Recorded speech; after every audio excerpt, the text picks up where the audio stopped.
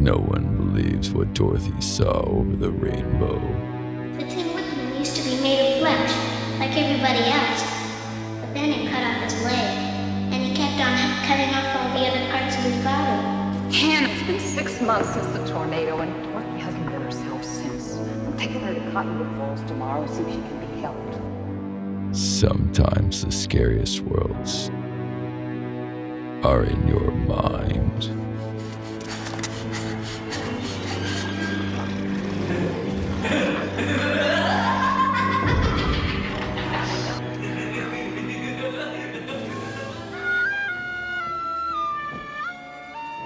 This fall from Disney Pictures.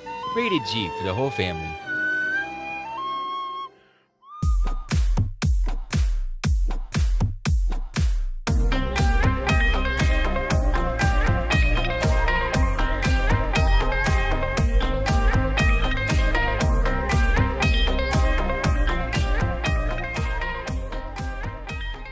Hello, everyone, and welcome to another episode of Good Times with Bad Movies. I'm Tim Morrison, joined as always by my wonderful co-host, the leader of the Lollipop Gang, Paul Ireland. Paul, how you doing? You know, Tim, as a representative of the Lollipop Kids, I'm happy to say we're fantastic today, sir. Battling a little bit of an illness, but that's okay. How are you? I'm great, man. I feel really, really good. Sorry to hear that you're not feeling at your best right now, but I guess we're all going to get it at some point once. Maybe if you're lucky, you won't, but everyone's going to get the C word at some point. Yeah, not cancer. Okay. Just letting you know. Yeah, just so. Not cancer. Yeah, just, you know, the thing that gets you a health information strike on your video if you mention the name. So, you know, just one of those things. But that's okay. We're living in that time. That's all right. It's all good, man. So this week, I'm pretty excited for this. I want to do this movie for a while, but we just haven't really gotten around to it. And then just kind of out of the blue, Paul suggested it, kind of like reminded me that I suggested it a while ago, and figured, you know what, this is actually a really good idea. And the movie we chose this week is called Return to Oz. Maybe The Return to Oz. Either way, it's the sequel to The Wizard of Oz from like 1936 or 1938. Paul, have you ever seen this movie before? Yes. Okay, yes. Actually, yeah. Maybe keep this one light. Try to. But yeah, you know, I think I saw this maybe once. It's probably the first and only time I've ever seen this outside this podcast. It was about like 8 years old. I remember my dad was like a big Wizard of Oz fan, like the original movie. You know, I remember it would be on TV like maybe once a year. So him and I we would sit down and watch it. We catch just a bit of it. And I remember he came up to me one day and he's like, you know, they made a sequel to The Wizard of Oz, right? And I was like, really? It's in theaters? Like, we can just go watch that right now? And he's like, no, it's been out for like 10 years. But so I was like, all right, well, like let's go watch this thing. So went to the video store, picked it up, went home. You know, I took it out, put the VHS into the machine. And it was kind of at that moment, Tim, I thought to myself, why did my dad want to ruin my childhood? Yeah, he probably just wanted to freak you out. I mean, he probably got you to watch it for the same reason that I kind of wanted to choose it for the podcast, just to see the reaction. This is a nightmare movie. If you like the first Wizard of Oz, which I think most people would say, like, it's a really nice movie. But this is like a complete 180 of that, right? Like, this is wild. I'm gonna beat this drum a couple times this episode, but this is a Disney kids movie. So this movie was made by Disney. They owned the copy. They owned the rights to The Wizard of Oz. And I think near the mid-'80s, they were in a conundrum where if they didn't publish some sort of Wizard of Oz material, they would end up losing the rights. So they kind of just shoved this movie out. And I think they've had this script for a while. It's actually based on the second book in the Wizard of Oz series. So this one would be considered more close to the original source material than the first movie was. So anyways, I would like to assume that everybody in the world knows what the Wizard of Oz is. However, if you don't, I should probably give you a little bit of a rundown here. Paul will probably help me along the way because it's kind of a weird story. But anyway, so it's a fantasy story about this girl named Dorothy and her dog Toto, who end up through some weird circumstances and a giant storm in this magical land of Oz. And all she wants to do is get back home. And everyone, all these munchkins and these other people around her tell her that she needs to follow the yellow brick road. Along this yellow brick road, she finds 3 friends in a scarecrow, a lion, and a tin man. Tin man wants a heart, lion wants courage, the scarecrow wants brains. Long story short, they walk the yellow brick road, they get all those things, all the while they're being chased by the green wicked witch of the west. Anyways, at the end of the movie, Dorothy clicks her heels together 3 times, wearing her ruby red slippers. We'll talk about those later. Anyway, she clicked those together 3 times and ended up back at home, and that's where the movie ended. In the original Wizard of Oz, there was definitely some creepy stuff in that movie too, right? The Wicked Witch of the West, she's pretty terrifying in this movie. You know, even when you see her as just a normal lady before the storm happens, it's like there's something about that lady. You're like, oh, this is just like a really mean, nasty person. And then when she's the Wicked Witch, it's just like, as a kid, it scared the crap out of me. But then, you know, watching the sequel to this movie, it scared me even further. And it's just like, this movie took this whole setting to a whole other level, man. And it's incredible, and also kind of shocking to me to find out that this is actually apparently more faithful to the original source material. Because I mean, like, I've never read any of the books, but man, if this is what the book is like, wow, I can't believe that it's a kid's novel. Yeah. I should also add, just to contrast this movie compared to the first one, the first movie is a musical. You know the song, you might have heard the songs, Follow the Yellow Brick Road, Somewhere Over the Rainbow. Everybody knows that song. And there is probably like 2 or 3 others that everybody knows that are like kind of, If I Only Had a Brain. We represent the Lollipop Kids. Come on, that's my song, Tim. What are you talking about? Of course. So, anyways, in the sequel, gone are the silly midgets. Gone are the whimsical songs. Gone is the charm and innocence of everything. And this movie is much more true to a dark fantasy film. And as a matter of fact, in most descriptions that I've seen of this movie, they refer to it as a dark fantasy. And I don't think that that's the way they wanted it to come out when they were making it. However, with that said, it doesn't seem like they really wanted to make it a direct sequel to the original either. So, I don't know. We'll talk about it and compare these 2 movies a little bit more, probably more at the very end.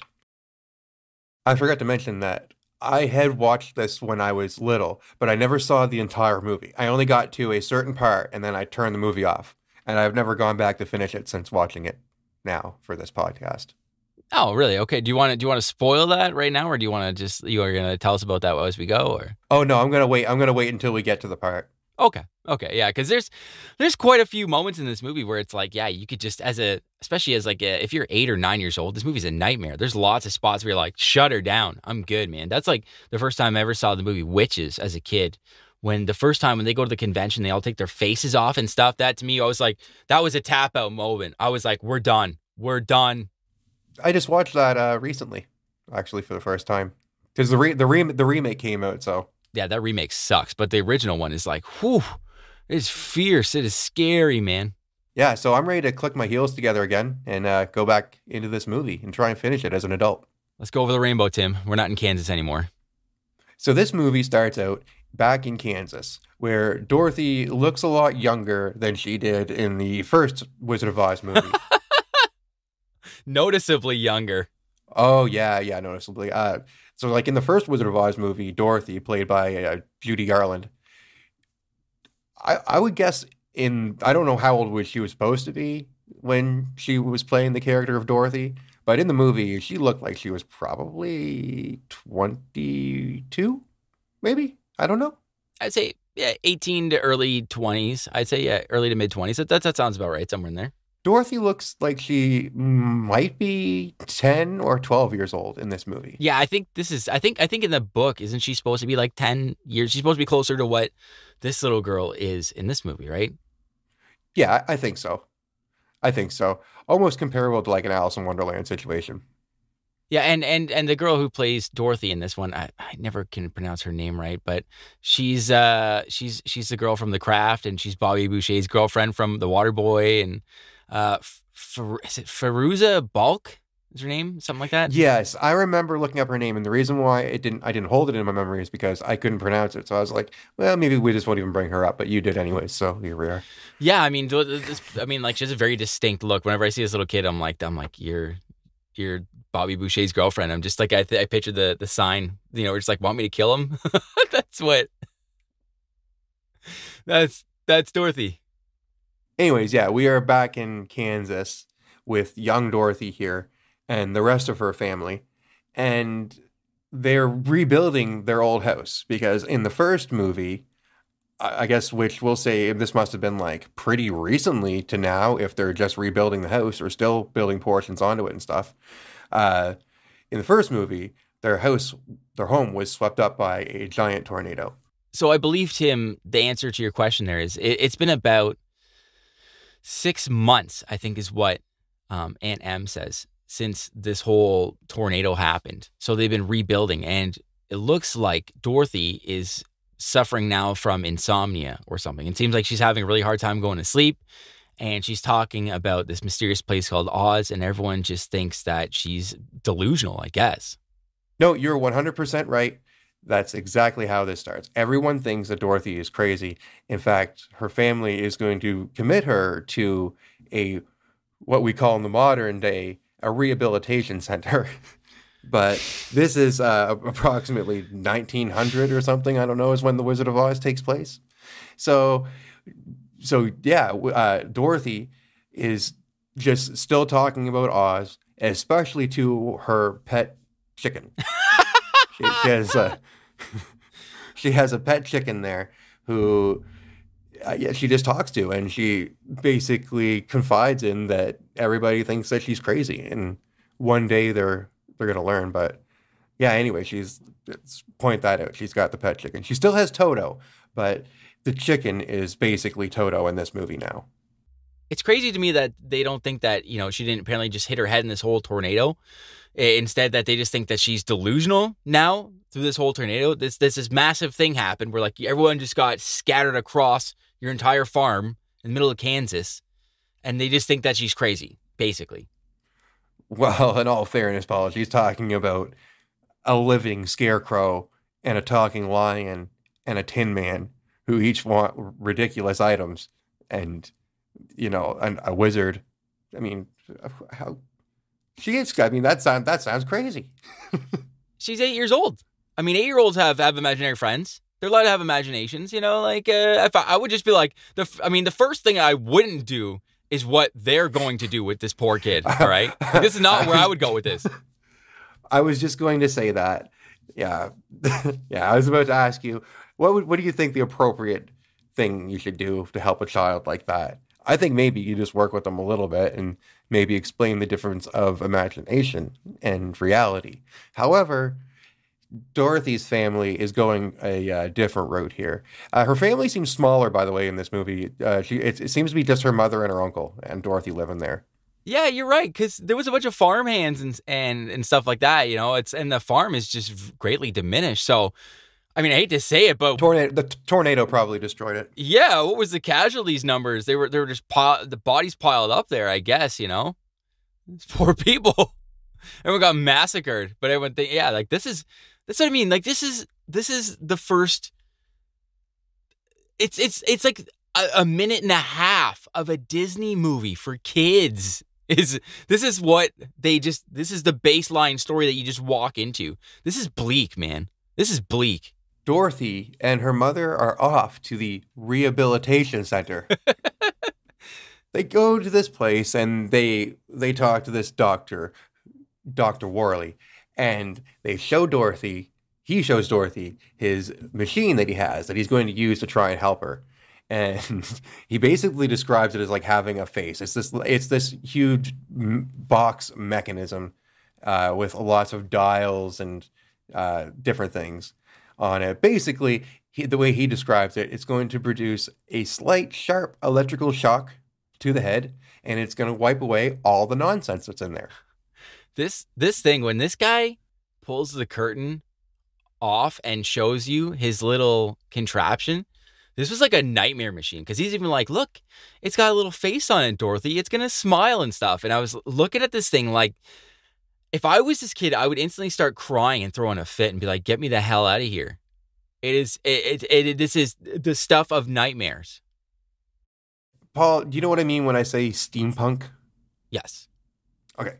So this contraption reminds me of steampunk, and there's also, just keep that in mind, because there's other things in this that remind me of like the steampunk culture. Is that what I would refer to it as? Not a culture, but like what is it, like a way of art or something?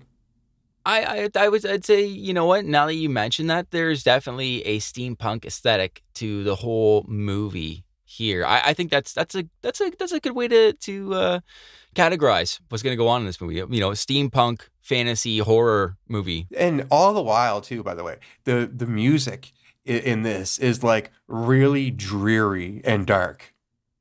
Like it's always unsettling. Yeah, the music in this is like, it's intense. There's one part I was listening to and it sounded like a funeral music, but it just got crazy and heavy, and they're like this is a Disney movie. This is a kids movie. This is wild. Man, okay, so speaking of this being a Disney movie, we need to play a clip, Tim. We need to so to set this up correctly, Dorothy is at the doctor's, and she is telling him about the Tin Man, one of the characters she met in Oz during this whole original first trip. And she is going to explain how he became the Tin Man. Just keep in mind, again, this is a Disney kids movie. The Tin Woodsman used to be made of flesh, like everybody else. But then he cut off his leg. He had a tin leg made, but then a witch enchanted his axe, and he kept on cutting off all the other parts of his body until he was all made of tin. Even his head was... That's all right, Dorothy. Ooh, wow.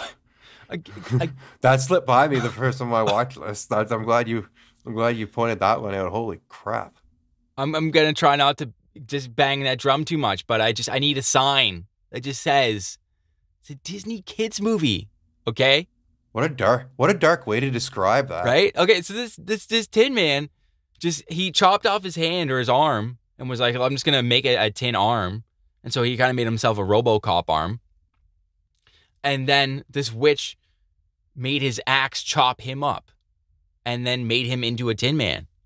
So Dorothy and her mother and this doctor here are joined by Nurse Wilson, who is basically the head nurse, I guess, of this place. And she seems really mean. She looks like Maleficent, kind of, with no horns. Or the puffy shirt version of Seinfeld that would be black, like instead of a white one. It looks like a puffy shirt. I feel like Janet Jackson's worn an outfit like this lady's wearing. With the little, it's black with the frills, and it's got the little like bondage loops on the side and stuff too. You know, I feel like I've seen her, or it's some sort of R&B pop star wear something like that. Maybe not exactly that, but I could see that. Lady Gaga would wear something like this. Yeah, maybe Edward Scissorhands. Maybe that's what I'm thinking of too. Oh wow, it really does look like Edward Scissorhands. That's good. That's really good. So they're joined here by Nurse Wilson, who is the head nurse of this place, and tells Dorothy's mother that they're going to take good care of her. They're going to look after her. And Dorothy's mother leaves, and then Dorothy is escorted to this like room with nothing in it. I think there's a bed and maybe a table. Dorothy's in there and she's hallucinating, seeing this other little girl who appears to be the same age as Dorothy, but she has blonde hair. Think about that. This little kid is alone hallucinating in a mental, like, asylum or something. I don't know what this place is. Experimental surgery. I don't even know what this is, man. I would definitely call this experimental. I mean, they're going to electrocute her. It's a torture. It's a torture facility is basically what this is, masquerading as some sort of scientific rehabilitation center, you know? Well, I mean, there was a lot of places like that back then that legitimately believed that they were doing good. Yeah, I mean, it's a different time, yeah. Yeah, just zapping people. Yeah, what if we just electrocuted somebody? Wouldn't that just, like, fix them, you know? No. Way back, they probably learned that electrocuting people definitely kills them. But then somebody got the idea like, okay, well, what if we just electrocute them a little bit? Maybe that'll like make things better as opposed to like, you know, everything else that hurts them with electricity. Yeah, what if we just blast their brains with just like a little bit of electricity? Maybe that'll fix them up. Like how many animals died that they tested on prior to humans and they were like, all right, we'll just keep turning it down a little bit. You know, I don't know if it's true or not, but I had heard a story about Thomas Edison apparently one time taking an elephant to fairgrounds, okay, and to demonstrate basically the effectiveness of DC current, he electrocuted an elephant in front of everybody. He like hooked it up to a battery and zapped it and like destroyed this thing. You know, and I was like, when I heard that story, I was like, that probably unfortunately sounds true. Like that probably happened. You know, I've never confirmed that. I probably should, you know, just, you know, double check that, folks. Maybe it didn't happen. It's all alleged. So, but you know, like, yeah, you know, it's a different time. Like I said, they're just trying stuff out. We're getting electricity and they're just, that's why we have the warning signs on the dryers and stuff now, you know, because of things like that. So unfortunately, Dorothy is going to be part of one of these weird experiments that we were talking about here. And she is strapped to a bed and she asks, like, why am I being tied down? And they're like, well, so you don't fall off the bed. He's like, why would I fall off the bed? She's like, oh dear, don't worry about that. So they take her to this room. Long story short, in this area, right when they're about to zap her, lightning strikes and the power goes out because there's this giant thunder and lightning storm. And then this hallucination comes back again. This little girl with blonde hair, and helps untie Dorothy, and they decide to run her down the hall. By the way, I've almost forgot to mention, while all of this is going on, there are people just screaming in agony and pain in other rooms. Like people being like, ah! Ah! It's a Disney kids movie. That's what you get. So they're running down this dark hall that's only being illuminated by the flashes of lightning here and there. And I guess they escape. They run out the back door and they run to this like river, and they're trying to like get across it or like grab a hold of things to escape the head nurse. Nurse Wilson is chasing them right now. And they all end up in the water, but Nurse Wilson gets out of the water. However, Dorothy and this other girl grab a hold of this carriage thing. It's like a wooden box, a giant wooden crate. And the little girl, the blonde hair girl, goes underwater and doesn't come back. So we are under the impression right now that this little girl has just drowned. And Dorothy passes out holding on to this wooden crate. Okay, I'm glad that you noticed that too, because I also was watching this and was like, wait a second. Wasn't there just a small child there about 2 seconds ago? Where did this kid go? Because there's this crib or this crate, or it's a cradle or something that kind of just shows up out of nowhere. And then all of a sudden this little girl is gone and just Dorothy is by herself now in this thing floating away. Folks, again, this is all in the first like 12 to 15 minutes. This is like Night Killer, where you're like, what's going on? What's going on here, folks? Come on. This is a kid's movie. We're drowning little children, and we're going to shock them. This is crazy. This is the Wizard of Oz. I can't believe that this is the Wizard of Oz. That to me is like, it's pretty mind-blowing. So I was like, what is in the other books? How dark is the Munchkinland book now that we talk about this? You know what I mean? it's the next day or morning or something, but it's daylight, and Dorothy is just waking up, and she is again in this crate thing, and it's daylight. She just wakes up and she doesn't know where she is. However, the river has completely drained, and they're on like sand or something. And by the way, her pet chicken from earlier is with her now, and the chicken talks. That's right. She has just woken up now in, I guess, what she just presumes instantly is the land of Oz. And this chicken, who the chicken's name, by the way, is Bellina. You know, they couldn't have had something normal. For a while, I thought that they were calling her I thought that her name was Bulimia. That's horrible. Well, for a while, I didn't have the subtitles turned on, and it does sound very close to bulimia. You think they went all Huck Finn on this one or something? Just named it something completely inappropriate. You're like, all right, yeah, we can't name it that, guys. Maybe, I don't know, but yeah. So the area that she's in is actually called the Deadly Desert. Just soak that in again.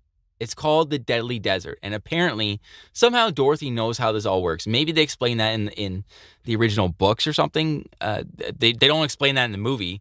I never ever saw a mention of the Deadly Desert in the first movie. Maybe it was in there, but I didn't see it. So if you touch the sand, apparently you're going to just instantaneously turn into the sand. That's what the whole point of the Deadly Desert is. However, there is a bunch of rocks all around this desert in the sand, and they're currently sitting on a crate in this sand. So why didn't any of that turn to sand? Because the rocks aren't any regular rocks. These rocks have eyes and faces that are hiding. You might be onto something there, actually. You might be right. Maybe they're like for the Gnome King. Maybe that's how he has his eyes and ears out there. They're rocks. But I don't think he does. That's exactly what it is. But this guy doesn't control the Deadly Desert, does he? I think he's one of the reasons that the Deadly Desert exists. So Dorothy and her chicken Bellina show up to, I guess what used to be the Emerald City, because it is now this broken down sort of husk of a city. And they're like, what the heck's going on here? So, Dorothy and her chicken go inside, and they see a little bit of graffiti everywhere, and it says, "Beware the Wheelers." Which, first of all, I'm like, who's writing graffiti in this world? Because it's not spray paint. You can tell it's not spray paint. I guess someone painted this thing, but I don't know who painted this.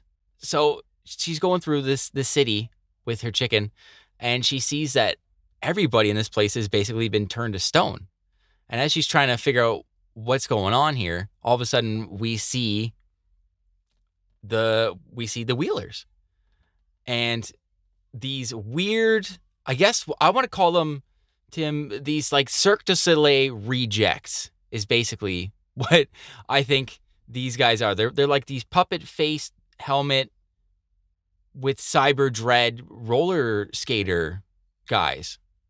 They're basically like humans of sorts, humanoids, and they have like their arms instead of feet and hands, they have wheels. And their arms are probably like an extra like 2 feet long. So they're on all fours but still like really tall. And yeah, they move around. And none of them have any grease on their wheels. They're all very, very squeaky. and I don't know why. Like you would think that this these humanoid creatures would probably have some grease for their wheels, but they don't. They're very, very noisy. Also, by the way, the Tin Man and the Lion, they've been turned to stone as well. And the Scarecrow is the king. Because I think in the first, I don't think it happened in the first Wizard of Oz movie. However, I know in the first book, the Scarecrow became the King of Oz before Dorothy left back to Kansas. So anyways, when Dorothy's returned now, she's expecting to see the king of Emerald City. Anyways, these creepy Wheelers chase Dorothy and her chicken down this like cobblestone hallway or something, and she hides in this room. She finds this key that she had from earlier when she was still back in Kansas, she found a silver key in the troughs for the chickens, I think.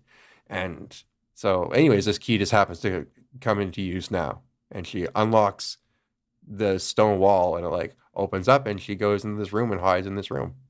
There's this one Wheeler too. This guy kind of almost reminds me of Pee Wee Herman.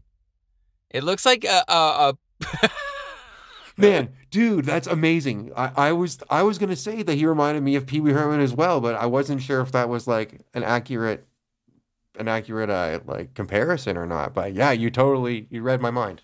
I totally think so. Yeah, and he's like this weird purpley looking guy. All these guys look so goofy. They like looking at them now as an adult. I'm like, they look like idiots. There's nothing threatening about them, right? And they even threatened to tear Dorothy into pieces. And I was thinking to myself, I'm like, you guys, you have wheel hands. You have wheel hands. How could you can't tear anybody to pieces? You could scoot your little hands on them a couple times or something. Like, I don't really know what you're gonna do to her. You're not really that threatening, you know. I mean, if I was 9, this is a nightmare. As a 34-year-old male, I'm like, you look stupid, sir. Mm. So in this room that Dorothy is hiding in, we find this, I guess I would call it like a steampunk invention machine thing. His name is TikTok, and he is basically this robot, a twist-turned powered robot. He looks like Alpha 5's brass grandpa, right? Or kind of like that maid from the Jetsons, something like that. In between, somewhere in there. That's what I feel like. Kind of looks like the Pringles guy with like a one of those. I can't remember, what do they call those hats? Do you call them a rice farmer's hat? So this thing has instructions written on the back of it, and Dorothy basically turns the crank and powers this thing up. And so he can go for so long. And it turns out that he's actually like some kind of a mechanical army soldier. And he has been powered off for quite some time. However, he is happy to see Dorothy. And he's happy to be of service to her. He vows to basically be her servant and do what she needs. There was one little dark part to this, though, where when I can't remember what it was. She said something along the lines of like, well, you'll be alive for so and so amount of time or something like that. And he was like, no, I'm actually not alive. I don't have the burden of life, thank God. Yeah, so our friend TikTok here, he explains to everybody that apparently what happened is the Gnome King showed up and took all the emeralds from Emerald City, and everybody turned to stone. And I guess that's what happened. So maybe that's what happened in the book too. Again, never read the book. So that seems like that sounds like a kid's story. So that's what's happened now. So maybe Dorothy needs to go and save the day and get the emeralds back, but probably not. I guess she just needs to get out of there is what she wants to do. Did they really say what she's doing there? She just kind of ends up there and just... It seems like really she's just happy to be back. Like, that's one big difference between Dorothy in this movie and the first one is that, like, in the first movie, she's kind of, like, enchanted and everything's mesmerizing and everything that she finds is like, oh, wow, this is crazy. This is great. How, like, she's just kind of, like, constantly bewildered. In this movie, Dorothy's, like, just totally cool with everything. She's like, okay, I'm here. My chicken talks now. There's these guys on wheels. The TikTok here. It's all good. Dorothy and TikTok have found a castle here where they hear that someone named Princess Momby lives. Momby? Or Momby, yeah. Momby, Princess the Momby. DJ, the DJ lives there? DJ, yeah. So, anyways, we meet Princess Momby. She is basically the ruler of this stone city now. I don't really know what her purpose is. However, she's an interesting character, to say the least. So, we find out that she lives here in this castle. It's full of mirrors. It's very, very bright. I suspect that this is where the wizard used to live, but I can't say that for sure right now. So Momby is sitting here playing, what is that, a mandolin? You know what that instrument is? I think that's like, you ever seen the music video for Safety Dance by Men at Work? Oh, yes. Right? The one gentleman... walking around, and he's got the little mandolin lute thing, whatever that is. I'm pretty sure that's the exact same thing. Dun, dun, dun, dun, dun, dun, dun, dun, dun. I love that music video. I love that song. You can dance. Everybody look at your pants. Everybody look at your pants. I like it when it goes, safety dance. It's the safety dance. Safety dance. With a safety dance. With a safety dance. We can dance if we want to. You know, I do love that. I listen to that song every now and then. I like it, like the dan dan dan dan dan dan. It's good. With the safety dance. Okay, sorry. I'm going to stop. Just for some context here, Princess Momby is a full-grown woman. Like, she's probably like 35, 40 years old, maybe. And she has long blonde hair. She's a beautiful princess. She grabs Dorothy by the hand and proceeds to pull her, like walking her down the hall. Now, in this hallway are a bunch of glass cases, like cupboards you can see into. In every glass cupboard is a female head. And they're all looking around. They're moving. And then at this point, Dorothy, while Princess Momby is talking, Princess Momby lifts her head off of her body, places it onto, I guess, a head holder in the closet, grabs another head and holds it. And the head looks at Dorothy and asks her, "How do I look?" And Dorothy says, "You look beautiful." Man, this is crazy. I remember, like, when I was watching this when I was young, this part really, really creeped me out. This is crazy. You know what's interesting is just like mid 80s to like early 90s, that kind of stuff. We just had no qualms, apparently, about scaring the piss out of like just kids that are under 10 years old. Yeah. Just traumatize them, guys. Go for it. Things were a lot more unfiltered back then, for sure. It was a little more loose, right? That's, I mean, you got this coming out, then you got the Labyrinth coming out basically the same year. This is too bad. Here, kids, do you want to sleep ever? And then we'll put on Dark Crystal for you too. It'll be a nice upbeat weekend. Princess Momby here tells Dorothy that she really likes Dorothy's head. And in fact, she's going to take it. And it's going to be one of the best heads in her collection. Dorothy says, "I think you will not." And then Bulimia, whatever, the bird here, comes in and starts, like, I don't know, pecking at Princess Momby. And she tells the bird that she's going to eat the bird, fry her up for breakfast, and throws Dorothy and the bird or the chicken into this room with a bunch of different things. And amongst all the different things in this room is this, I can only describe it as a scarecrow with a jack-o'-lantern on his head, a pumpkin. He's a pumpkin head. And he's alive. He talks too. And he's so creepy. And the reason why he's creepy is that his mouth doesn't move. He's just a jack-o'-lantern.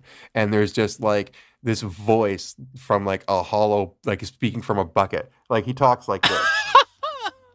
Like there's clearly somebody, it's clearly just a voice in there. It's like, yeah, it's really creepy because like, I don't even understand how he like articulates words and stuff. So watching him talk is weird. He sounds like he's like 20 years old. It's like Pumpkin Bane or something. "Yes, Dorothy. I've come to get you and your little dog, too." Pumpkin here, he explains that his mother created him with some magic powder that she got from a magician. She built him and then chucked this powder on him, and then he came to life. And she made him so that he would fight Princess Momby because she turned everybody to stone. So anyways, apparently he failed, and she just threw him in this room. And amongst all the heads she stole, she did not want to steal the pumpkin head. So the Pumpkinhead and Dorothy have devised a plan where they're going to sneak into Princess Momby's room and steal the magic powder that was used to bring the Pumpkinhead guy to life. So Dorothy sneaks out of this room. By the way, okay, they go in. She sneaks out of the room that they're in and sneaks into Princess Mommy's room and goes to steal the powder. By the way, the whole reasoning for doing this is because they want to escape this place. So I don't understand if they've already able to get out of the room and Princess Momby is asleep in bed. Why are they going through all this other stuff? As Dorothy is sneaking in the room to steal the powder, she steals it. And then as she's leaving, she's walking through the hallway with all the heads. And one of the heads wakes up and realizes that, she is out and about and screams that she's here. And all the heads wake up and they start screaming. And then, holy shit, this Princess Momby jumps out of bed and runs out into the hall, and her arms are flailing all over the place. She's completely headless. It's just a torso, well, I guess a body with no head, just running about, grabbing at different heads. And when I was young, this is the part where I turned it off. I was already sketched out when we saw the heads, all the heads in the hallway. But this part, once that happened, I was like scrambling for the remote. It's just a body with no head, just running around in a kid's movie. Just chasing this poor little kid around in the middle of nowhere with nothing but a little brass, old little robot. That's it. And a chicken. And meanwhile, they're trying to put together basically a flying moose or something for some reason. I don't know why we needed to do this, or they thought to make this. They call it a gump. They just basically make this. There's a moose. Is that a moose head? Yeah, I believe so. It's a moose. I think that's a big old moose. Yeah, it's a moose head mounted on the wall. They take that off and connect it to like a bunch of chairs and a sofa and sprinkle this magic dust that they used, that was used to bring the Pumpkinhead to life. So this moose thing comes to life, which is also very scary, and it can fly. So they just take off out the window and fly out of the deadly desert. Yeah, so they're flying out of this place. And while they're doing this, it's like the headless lady is lumbering around now. This is the slowest, whatever you want to call this, wake up, grab a brush and put a little makeup kind of moment this Queen Princess Momby is having.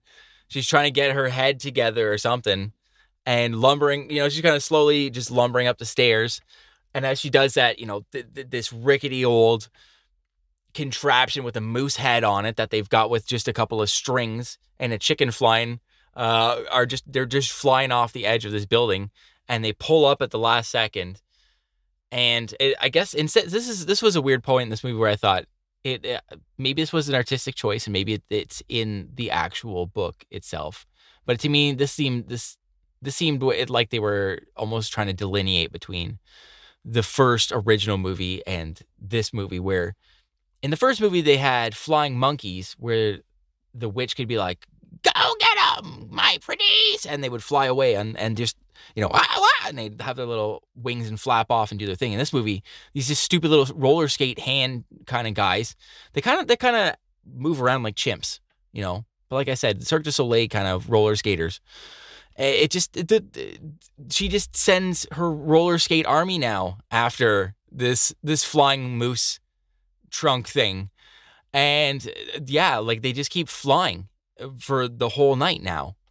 Yeah, like what are these wheelers supposed to be doing for them? How are they supposed to attack them? I don't know. That's the whole thing. What are you gonna do? And they're just gonna follow them indefinitely, and then what? Like that's it. Like, I don't understand that. Dorothy, her pumpkin friend, and the TikTok steampunk machine, and this gump, this thing they call a gump, the sofa moose. God, the sofa moose. They're all they crash land into this mountain, and now it's like winter because I guess it's very, very high out. They're like near the top of the mountain or something. Out of nowhere, this giant face appears in the rock, kind of like all the other faces that we've seen earlier. And this thing is called the Gnome King. So here's a question: Why is he called the Gnome King, do you think? Because I thought a gnome was like a little, like a lawn gnome, like a little garden gnome, like a little mischievous little kind of thing. These guys are just rock things, rock face people, like golems or something. I'm not really sharp on like the knowledge of gnomes. However, I think that maybe there's a lot of different kinds of gnomes because like I think that gnomes are just like little kind of like minion henchmen type things anyways, or little creatures, little humanoids. Because like whenever you say gnomes, they always say like what kind of gnome they are. So it's like a garden, like you said, like a garden gnome, a lawn gnome, Underwear gnome. underwear gnome. Jesus. Rock gnomes. But it's too, they don't spell them with a G. It's not gnome. It's just this one is Nome. So what is a gnome? Like maybe that's old, like ye old English or something. I don't know. So Dorothy tells the Gnome King that they have come here to conquer him. And he's like, "You and what army?" And she says, "This army." And she points to TikTok. The little mechanical guy, right? So it's so weird. The king starts laughing. He starts laughing so hard that the mountain shakes. And a crevice opens up, like as earthquake happens, and the ground opens, and everybody falls in, but it's really just focused on Dorothy right now. And she's not falling the way you would expect someone to fall by the laws of gravity. She is kind of like just starts floating along, and then before you know it, like the acid kicks in, and everything starts looking really crazy, like really weird colors and smokiness, and it's very distorting and sort of disorienting. And she's kind of looks like she's just sort of floating through it in space. She doesn't even look like she's falling anymore. She kind of just looks like she's just like kind of just in motion, but not relative to anything. Yeah. It's like, what's that cartoon, Mr. Peabody, and they're like traveling through time or something, like, gee, Mr. Peabody. And there's like all these clocks and stuff flying by. It's kind of like that, except it's like Fraggle Rock acid trip kind of thing going on here. This is wild. I was like, this is more like a Pink Floyd, The Wall kind of thing. This is not like your Disney movie, and it's crazy too, because this whole Rick and Morty time and space portal thing is just going on for a few minutes, and this crazy echoey voice is talking to her and stuff. And all of a sudden she lands for a split second, and you see a glimpse of this movie's version of the Scarecrow, which is, to me, the first one was pretty unsettling. Like the characters in the first movie, they're all pretty crazy looking. But they have, to me, a sort of a human look to them. In this movie, the Scarecrow in this, it looks like a weird plastic face Scarecrow thing for like a half a second. You see this guy, and this guy scared the crap out of me when I was watching this again. I was like, whoa, ew, what is this guy? And he disappears again. And you're like, what the hell did he go? I thought it was funny that the Scarecrow from 1938 looked better than this Scarecrow from 1986. It's the same as the pumpkin guy, Jack. It's like his mouth doesn't move. He just has a still face. It's a mask. It looks like a giant puppet or something. He's with a moving mouth. It's really jarring and hideous. It's like one of those like nailed it kind of things, like with one of those memes. It's creepy. Maybe they were like, the Scarecrow in the original wasn't scary enough. We just got to add a hint of John Wayne Gacy in this Scarecrow, I think. Maybe that'll help the kids. It's just weird choices in this movie with the costumes and the characters. They look so creepy, man. This is a disturbing movie. But once the Scarecrow disappears, Dorothy kind of freaks out a bit and starts yelling, and she kind of says, what we said earlier, like, hey, the Scarecrow didn't do it. What's your problem, man? Like, leave us alone. And she kind of cries a bit, because she's a 10-year-old kid. She finally acts like a 10-year-old kid in this movie now. It's taken this long. But she freaks out and she cries, and this giant rock gnome thing guy kind of puts his rock hand on her and he pats her on the back and he says, "It's all right, little girl." He's like, "Why don't we just play a game? How's that sound? I'll cheer you up." And he says, "I'll let you and your friends go if you guys can pick the Scarecrow." because he basically tells her that he turned the Scarecrow into a little trinket, basically. And he's got a room full of trinkets, and they can go in one at a time, and they have they're one of his ornaments. Yeah, and they have 3 guesses each, and they can guess anything in this room, and try to find which one is the Scarecrow. And that's kind of where he leaves it. You know, and you don't really hear the rest of the stipulation. You think you want to know what happens if you don't guess correctly. They're like, what other bullet do we have to put in the gun here? So, you know, smoke them if you got them. Why don't we go for it? This is already a nightmare. Let's just go into this danger, death tunnel thing, cave. On a side note, kind of like while this is going on, Princess Momby is on like a chariot that's being pulled by these wheelers. And it's so, and she looks like crazier than ever. It's scary. So anyways, Princess Momby's on her way, and the king, or the Gnome King, like turns from, instead of like being his, I don't know, in the rocks, like having a face in the rocks, he turns into a person, like a humanoid statue. He looks like a live statue, but he looks really scary because everything looks totally like a statue. Like the textures on his skin are all gray, and he looks weathered and stuff. However, his lips, the inside of his lips and eyelids aren't painted. So every now and then he has like these really weird little glowing features to his face. He looks like an ashy version of the ghost of Christmas Present. That's what I thought he looked like. So he also says to Dorothy, I don't know why just randomly he decided to say this, but he goes, look at what I have. And he lifts up his gown to reveal that he's wearing the red ruby slippers from the first movie, because apparently she lost them when she was like returning back to Kansas, and and the Gnome King got him, and that's how he got the powers to do whatever it is that he's doing, turning people to stone with Princess Momby. I don't know, but for anyone listening to this, when you're done, or if you have a moment now, it'll be on our Instagram. Go check out a picture of this guy with him sitting in his chair, his throne, lifting his gown to show his ruby red slippers, because his feet are just like dangling there, and he's just like showing them off. It's really funny. The first time he started lifting up his skirt, it's been a minute since I watched this. I was like, what is going on right now? I know it's already a crazy movie for kids, but like, where are we taking this? And yeah, and you just see this guy wearing these little slippers, and he's kind of like shaking him a little bit and being like, what do you think? Check him out. And I think originally they're supposed to be silver slippers too in the books. I could be wrong, but different on this guy. He's this weird stony guy. Looks like the Burger King. That's who he looks like, I think, too. Maybe I could be wrong there. A stone version of the Burger King. So Dorothy and her friends have been, he does look like the Burger King, actually. Dorothy and her friends have been banished to this room to try and guess which ornament, toy, thing, whatever. Like there's tons of ornaments and trinkets in this room.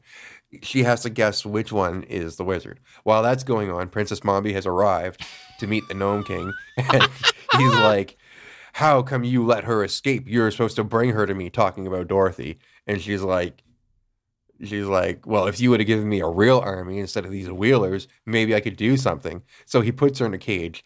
Why in the world is he even upset at her? Like he got what he wanted anyways. She coincidentally left Princess Momby to come directly to the Gnome King. This is a slam dunk, yeah. Yeah, so she was supposed to deliver Dorothy to the Gnome King. And so he got so mad that she didn't deliver Dorothy, even though Dorothy came on her own will, and put Princess Momby in a cage. And then he decided to play a game with Dorothy where if she gets a question right, like if she can discover which ornament is the Scarecrow, then he will let her go, and let the Scarecrow go. So like, what is the point of all this? don't know. This honestly, the story, this sounds like a 6-year-old wrote this story. That's what the plot is to this. And they're like, and the bad guys had roller skates on their hands. You're like, oh, right on, dude. That's cool, right? Like that's where this movie really sounds like it was going. This is nonsense. But you know what I love too is when Princess, whatever her name is, Princess Momby, when she's riding the little roller skate guys on her little carriage. There's like close up shots sometimes of these roller skate guys, and she's whipping them, and they're kind of snarling like they're supposed to be fierce. But they all again look like Pee Wee Herman, but they're like funny. They got little cyber dreads. It's amazing. I love these characters. This is like unintentional gold. Amongst all these ornaments, Dorothy finds this little piece of green emerald. And she thinks, well, Emerald City, maybe that's the Scarecrow. So she touches it and says Oz, which it was as per the instructions from the Gnome King. And then just like poof, appears the Scarecrow. It's weird too, because in this room where Dorothy is looking at all these like knickknacks, it's basically a bunch of like pottery and sculptures and stuff like that. You know, there's a bunch of these ornaments and vases and stuff in there. And then there's like, again, this one green emerald in a place where the guy was like, I took all the emeralds from Emerald City. So you're like, oh, maybe that's something I should pick. You know, you think that would be the obvious one. And it's kind of at this point anyways that Dorothy clues in that she sees anything that looks green, that like an emerald, is probably a safe bet that it's one of her buddies, you know. So she starts going around and grabbing stuff that's green, and she starts yelling Oz, and you know, all of a sudden our friend Gump comes back, TikTok comes back, a bunch of these characters start coming back, and the Gnome King starts getting really, really upset now. And he starts shaking the whole place, and the place is now like just kind of falling apart. Dorothy and all of her friends, the Scarecrow, the weird Jack Pumpkin guy, and the couch moose, they try to get out, and this claymation like volcano guy who is the Gnome King, he reaches out now and he grabs the couch. And this to me seemed like sort of like just a choice movie. They're like, we don't want to carry around a stupid couch anymore. This is too much to do for this movie. Just ditch it, just the head only. So the claymation Gnome King guy comes out and just rips off the couch, and they basically just take off with just the head now, and they're going through this maze, this nightmare maze. So again, this claymation kind of Wrath of the Titans Gnome King grabs the pumpkin head guy, pulls him up, and he's about to eat him. And it looks like Bellina has been kind of hiding inside of his head, the little chicken. And she's finally laid an egg. And this egg slowly starts to funnel out of Jack's head. And it drops into the Gnome King's giant mouth now. And this little tiny egg apparently is enough to just explode him. It's just like, it's like poison for the Gnome King, I guess. Yeah, everything goes silent, and he looks very sad and concerned, and then his eyes start glazing over. I know this doesn't make sense, but it's like he's turning to stone. Even though he's already stone, he's like kind of like turning to eggshells, you could say. Yeah, I don't really know what that little crackly thing is. Is that supposed to be his eye, like the egg? Like kind of running through his eye or something? Or is it glazing over? Is it ice? I don't really understand what that is, but like basically a bunch of weird faces around this guy. It looks like he controls a bunch of arms and hands. There's a bunch of nightmare. Like they're in hell right now is what's going on in Oz. Like there's fire going on around them and stuff. It does. It looks like hell. Yeah, and like there's crumbling buildings, and he's this volcano-faced nightmare skull thing. And there's arms like coming out and trying to grab them, and these weird like claymation butthole things coming out of the wall as well too. And he just kind of starts to crumble into this horrible, disgusting, crispy nightmare claymation thing. Dorothy, luckily, manages to grab the ruby red slippers and clicks them together and wishes them all to go back to Oz. Now that everything has been put back to normal in Emerald City, all the statues are now humans again. I don't see any munchkins, but they're probably there. Maybe the camera is just too high. And that may not be nice. I don't know. But anyways. Maybe that one went over their heads, you know? So everyone's alive. The Scarecrow is back. Well, he was already back. But the lion is back. And the Tin Man is back. And everybody's happy. And they're all celebrating. It's an Oz fest. It's a good time for everybody. And they want Dorothy to be their queen because their queen is gone. And Dorothy was thinking about it, maybe, but probably not. And then out of nowhere, the former queen appears in a mirror, much like the blonde girl from earlier, whom we thought drowned. Luckily for everybody, she did not drown. She was just captured in a mirror or something. But she's back now. And she comes through the mirror, and the queen is back, and everybody's happy. The chicken decides that she doesn't want to go back to Oz because they're likely going to kill her and eat her, or just take all of her babies. So she decides that she's going to stay in the wonderful world of Oz, and Dorothy wants to go back to, I don't know, potentially being like electrocuted or something.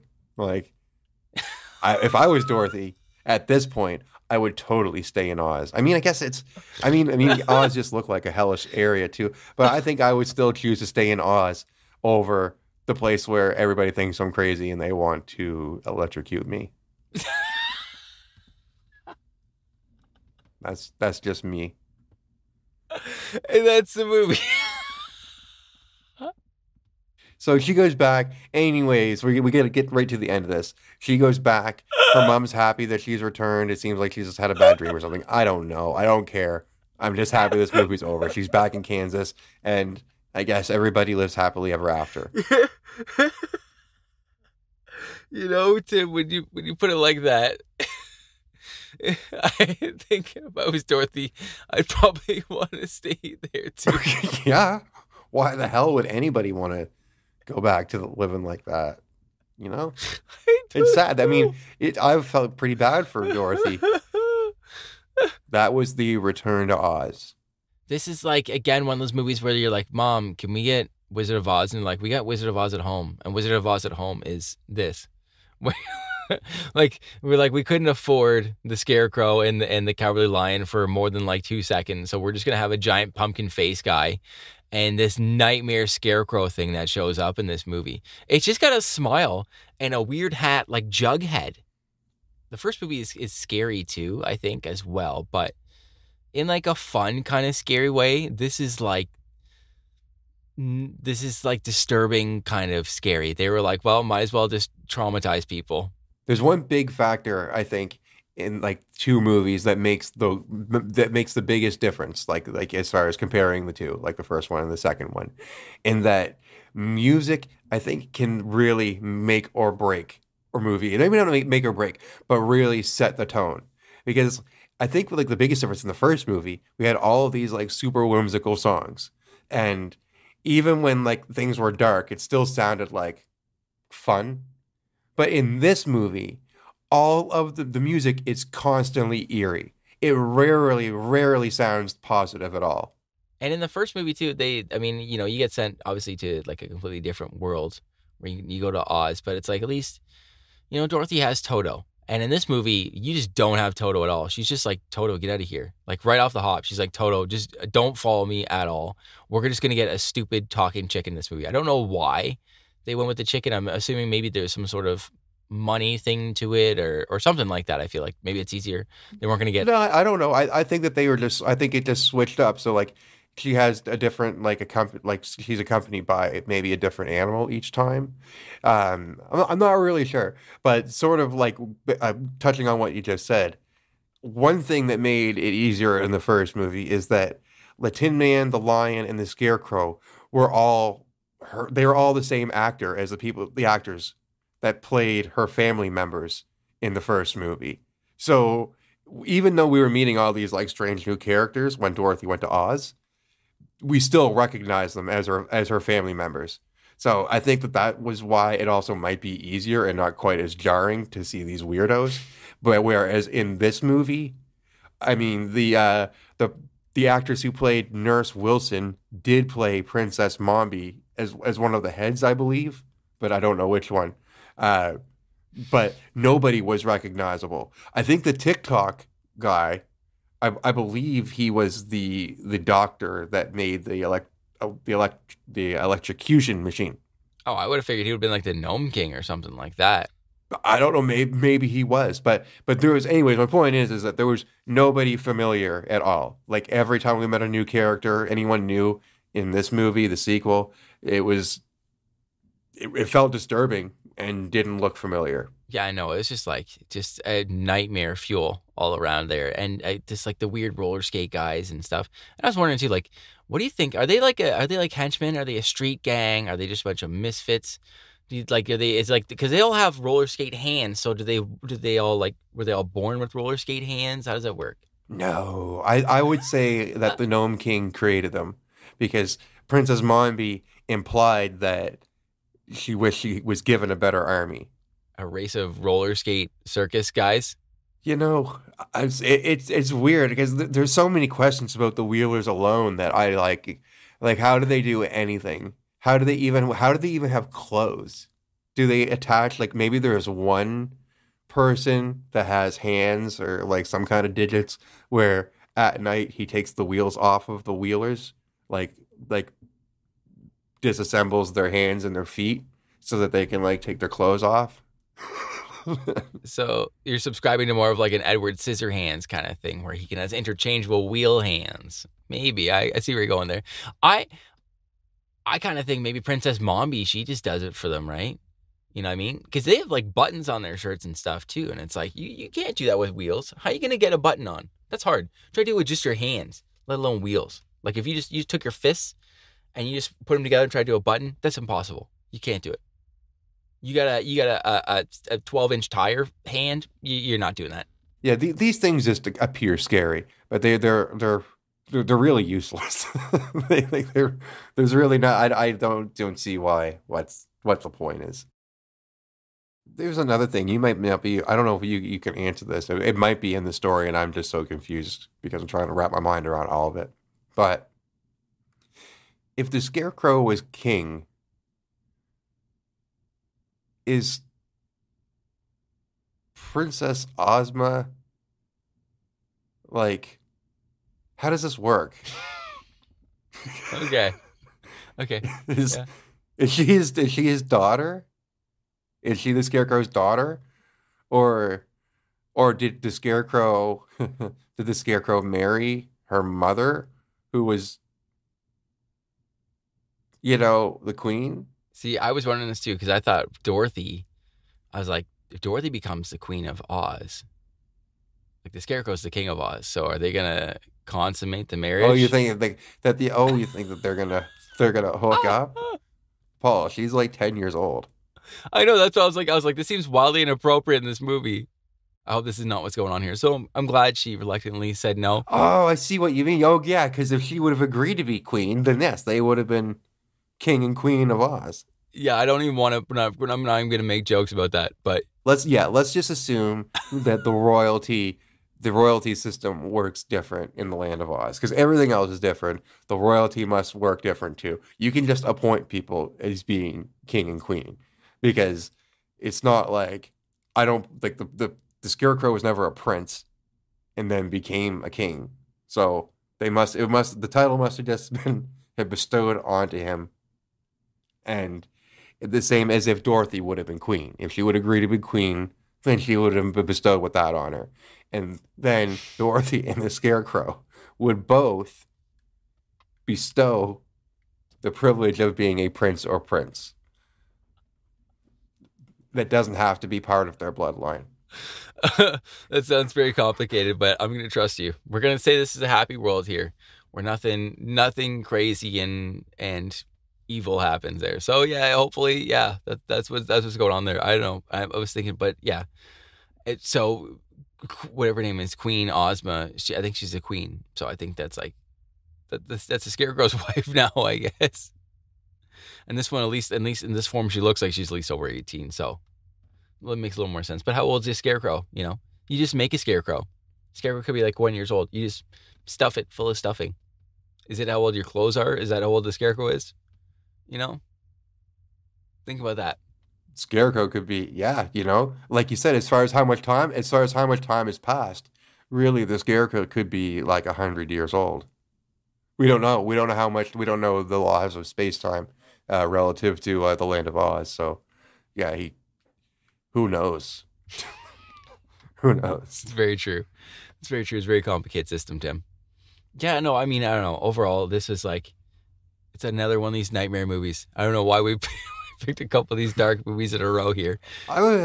Personally, I was just curious to go back and watch it. I wanted to watch it as an adult and see if I got any of the same feelings as when I was little, the scary stuff.